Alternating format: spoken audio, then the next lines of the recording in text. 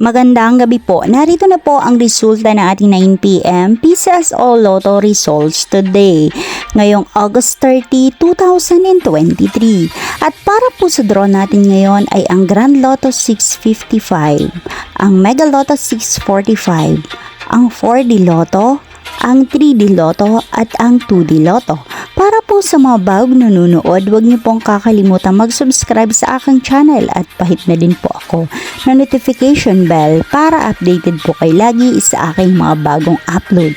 At para naman po sa update ng ating Lotto winners, ibinopost ko po siya under our comment section. Maraming salamat po.